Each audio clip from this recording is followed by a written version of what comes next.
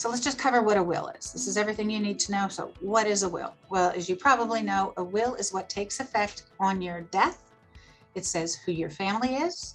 It says who gets your assets, and it indicates in what proportion. So that is what a will does.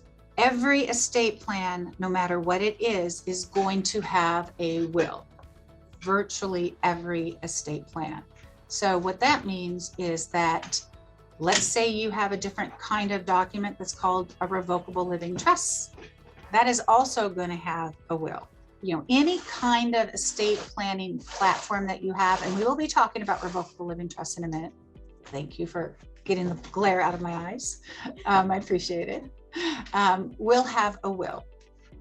So what do people not understand about wills? What they don't understand is that if your estate plan is set up with a will and there's no other plans in place for what happens when you die, there will be a probate. And everybody, no matter who says a probate, I don't want a probate. I thought a will meant that I avoid a probate. No, it does not. It depends. It depends on what your situation is. What did your attorney set up for you? Or did you do it online yourself?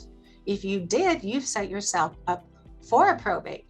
Frankly, the only way that you can avoid a probate is talk to an attorney who understands estate planning and talk through, well, is there a better way to set up my estate plan so that there is not a probate? Probate is where the will is filed with a court. In Washington, it's a really simple process, but it does involve the court and it does involve legal fees. Frankly, unless you do your own estate plan, your own estate planning documents yourself, online or free or with low cost, there are going to be fees associated with it. I understand that, and that's what keeps a lot of people from doing things. Plus, it seems like it's overwhelming. One of my goals with talking with you today is to try to make it not so overwhelming. That way people can say, oh, well, I think I can take some action to kind of resolve this nagging thought I have about, I don't have an estate plan, or I didn't think I need one, but I guess I do need them. Or, you know, mine is 20 years old and maybe you should have it looked at. Yes, that's my goal, is that you really, you know, look straight on at what your situation is and what steps you could take. They're not that difficult, but it's up to you to take those first steps. So a will typically will need a probate unless it's set up to not need a probate. A will with asset protection is something that is really important for a lot of our clients.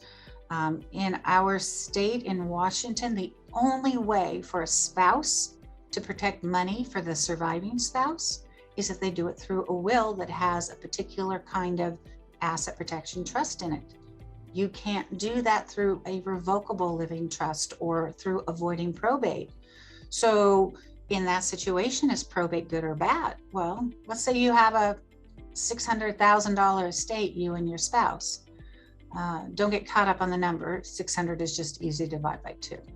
So if you have a $600,000 estate, the first spouse dies, wouldn't it be nice to protect $300,000, that first spouse's share, in a trust for the surviving spouse, so that if that surviving spouse needs long-term care, nursing home care, or, you know, remarries or whatever happens, that first $300,000 of the deceased spouse will never be subject to loss through creditors, through long-term care costs, through redirection to a new spouse.